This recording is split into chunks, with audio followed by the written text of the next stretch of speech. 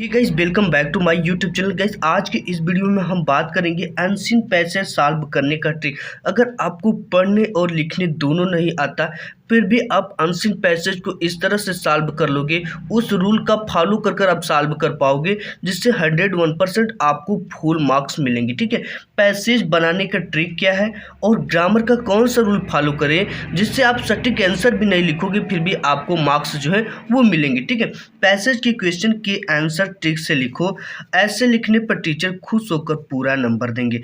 वो ट्रिक और टिप्स के बारे में बात करने वाले हैं, जिससे अगर आप अपने बोर्ड एग्जाम में फॉलो कर देते हो तो 101% आपको बोर्ड एग्जाम में अच्छे मार्क्स मिलेंगे। ठीक है, तो इसके लिए देखो आपको करना क्या है। सबसे पहले आप लोगों को पैसेज के नीचे दिए गए क्वेश्चन में मेन वर्ड को ध्यान में रखना है। अब बात कर लेते हैं कि पैसेज कौन सा है और उसमें कौन कौन सी मेन वर्ड हम कैसे जानेंगे कि कौन सी चीज़ें जो मेन वर्ड है। ठीक है, अब देखो मेन वर्ड जहाँ भी पैसेज में रखेंगे वहीं उस क्वेश्चन का आंसर भी होगा।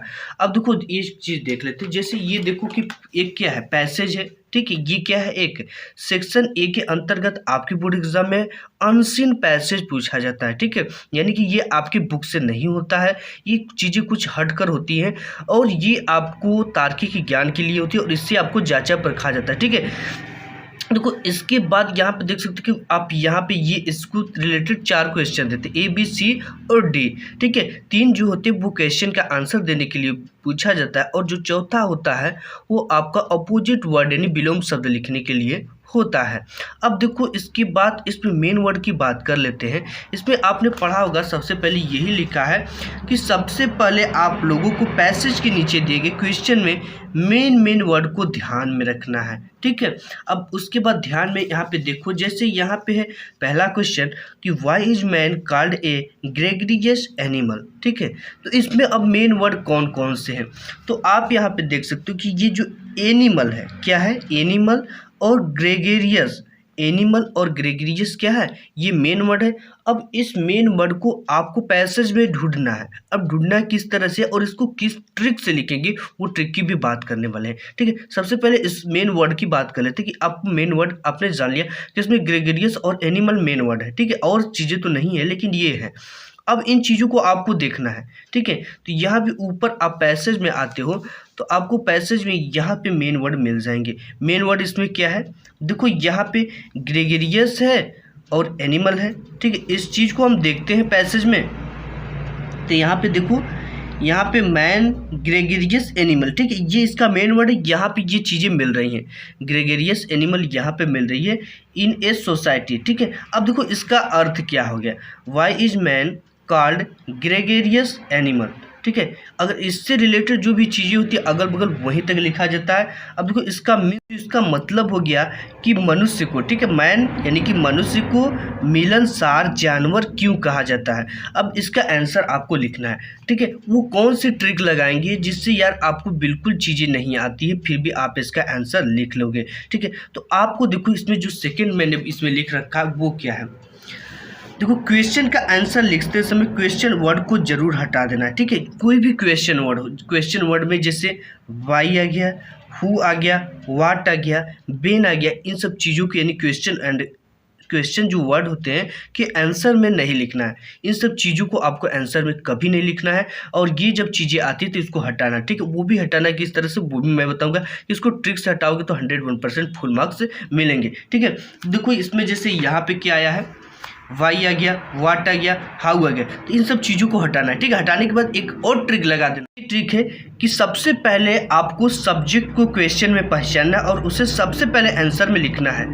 आपको कुछ ग्रामर के रूल को भी ध्यान में रखना है। ठीक है, देखो जैसे यहाँ पे जी हो गया। ठीक है, अब बात कर लेते हैं कि हमें सब्जेक्ट पहचानना है, बट हम सब्जेक्ट को कैसे पहचानेंगे। ठीक है, तो अपने आप से यार हु यानी कि कौन से क्वेश्चन आप पूछोगे तो आपको क्या मिलेगा, सब्जेक्ट मिलेगा। कौन से क्वेश्चन पूछने पर आपको सब्जेक्ट मिलेगा। जैसे यहाँ पे है कि why is man called a gregarious animal, यानी मनुष्य को मिलनसार जानवर क्यों कहा जाता है।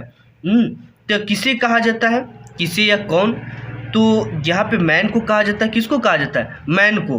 ठीक है, तो यहाँ पे आपका जो मैन है वो क्या है, सब्जेक्ट है। मैन क्या है, सब्जेक्ट है। ठीक है, तो हमको किससे शुरुआत करना है अपने आंसर को, देखो सब्जेक्ट से शुरू करना है, ठीक है। जब भी आप शुरू करो तो किससे शुरू करो, सब्जेक्ट से। अब देखो इसका आंसर किस तरह से बनाएंगे, आपको बोर्ड एग्जाम में क्या करना है, सबसे पहले सेक्शन ए रीडिंग इस तरह से हेडिंग डालने के बाद ऊपर यहाँ पे आंसर टू क्वेश्चन नंबर 1 है तो 1 का आंसर लिखना है।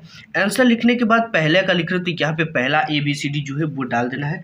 डालने के बाद देखो क्या करना आपको, यहाँ पे सब्जेक्ट इसमें क्या मिला है आपको, सब्जेक्ट मिला है आपको मैन, ठीक है। तो मैन, तो सबसे पहले किसको उठाएंगे, मैन को। फिर इसमें हेल्पिंग वर्ब क्या है, इज, यानी कि ग्रामर का रूल जो कहती है कि अगर क्वेश्चन, ठीक है, ये पास्ट में है तो पास्ट में आंसर लिखना है, प्रेजेंट में है तो प्रेजेंट में लिखना है, फ्यूचर में है तो फ्यूचर में इसका आंसर लिखना है, ठीक है। तो यहाँ पे देखो इज लगा है तो इसका हेल्पिंग वर्ब सब्जेक्ट के बाद क्या लगाएंगे, हेल्पिंग वर्ब। देखो मैन इज, ठीक है। इसके बाद कार्ड है तो card a gregarious animal, card a gregarious animal, ठीक है। ये आपको इतना चीज़ यहीं से मिल जाता है। सबसे पहले आपको सब्जेक्ट लिखना है, सब्जेक्ट आपको मिलेगा मैन, फिर इसके बाद हेल्पिंग वर्ब लिखना है, man is called a gregarious animal. अब देखो यहाँ पे कुछ नहीं करना है, ठीक है। मनुष्य को एक मिलनसार जानवर कहा जाता है बिकॉज, यहाँ पे आपको क्या प्लेस जोड़ना है, बिकॉज। बिकॉज मीन्स क्या होता है, क्योंकि, ठीक है, क्योंकि। अब यहाँ पे देखो man is A gregarious animal, ठीक है, कहा जाता है लिविंग इन ए सोसाइटी, ठीक। क्यों कहा जाता है, क्योंकि वो एक समाज में रहता है। कहाँ रहता है, वह एक समाज में रहता है, ठीक है।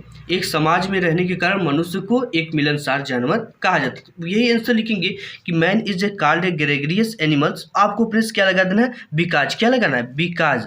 Because man is living in a society, मनुष्य एक, मतलब कि आपका क्या है, समाज में रहता है, इसलिए उसे मिलनसार जानवर कहा जाता है। बिल्कुल सिंपल यार, कुछ भी आपको नहीं बदलना पड़ा, केवल वकील। अगर देखो कभी कभी सेकेंड फॉर्म आ जाता है, जैसे पास्ट आ गया, ठीक है, तो पास्ट में अगर डिड लगा तो आपको पास्ट वाले को पास्ट में ही बनाना है, तो उसको क्या करना है, तो डिड को हटाकर सेकेंड फॉर्म लगा दिया जाता है।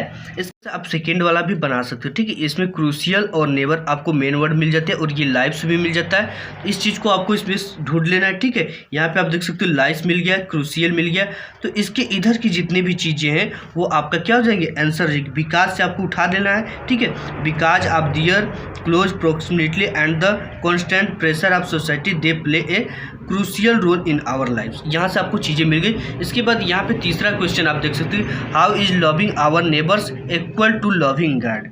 ये चीज़ें, ठीक है। अब देखो इसका जो अर्थ हो गया वो क्या हो गया आपको, यानी कि अपने पड़ोसियों से प्यार करना भगवान की प्यार करने के बराबर कैसे है। हाउ मीन्स कैसे है, तो देखो यहाँ से कैसे है, किससे प्यार करना, आवर नेबर्स। तो यहाँ से आपको देखो इज है, ठीक है, ये इज है तो आपको ये प्रेजेंट कंटिन्यूअस है तो इसको प्रेजेंट कंटिन्यूअस में बनाना है। तो यहाँ से आपको आवर नेबर्स, ये नेबर्स जो हो गया बहुवचन हो गया, एक वचन के साथ इज लगता है और बहुवचन के साथ आर लगता है, तो आवर नेबर्स आर, ठीक है, आर। अब इसके बाद यहाँ पे इसको चीज़ की मेन वर्ब इसमें क्या क्या मिल गया आपको, नेबर्स मिल गया, इक्वल मिल गया, लविंग मिल गया। तो यहाँ पे देखेंगे देखो यहाँ पे नेबर मिल गया, तो ये बोल रहा है कि love thy neighbour as thou love God, ठीक है। तो यहाँ पे इसका आंसर जैसे यहाँ पे मैंने बनाया कि देखो आवर नेबर, सबसे पहले हमने क्या ढूंढा, सब्जेक्ट। सब्जेक्ट कैसे मिलता है, ठीक है, किसे और कौन से प्रश्न पूछने पर, our neighbours are equal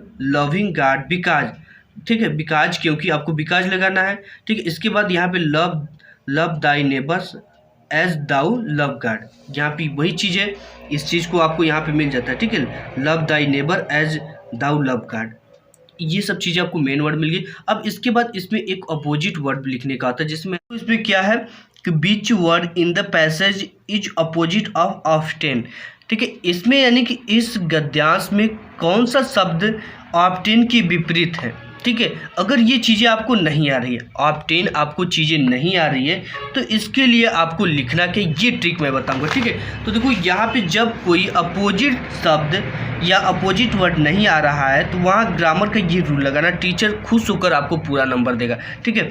is not fail फार, ठीक है, यहाँ पे ऑप्शन है तो ऑप्शन लिख देना, कुछ भी आपको लिख देना, इज नॉट फेल फार, ठीक है। ये चीज़ें अगर आप लगा देते हो तो 101% आपको फुल मार्क्स मिलेंगे। आपको कोई भी अपोजिट वर्ड नहीं आ रहा है तो ये रूल लगाना है, ठीक है। आपको उसके आगे क्या लिख देना, इज नॉट फेल फार। अगर ये चीज़ें लिख दो तो 101% आपको फुल मार्क्स मिलेंगे और टीचर काफ़ी ज़्यादा खुश हो जाएगा कि इस बंदे ने ग्रामर के रूल को फॉलो किया है, यानी कि बंदा ये काफ़ी ज़्यादा जानकार है। तो आज की वीडियो में बस इतना ही, मिलूंगा एक नेक्स्ट वीडियो में, तब तक के लिए धन्यवाद।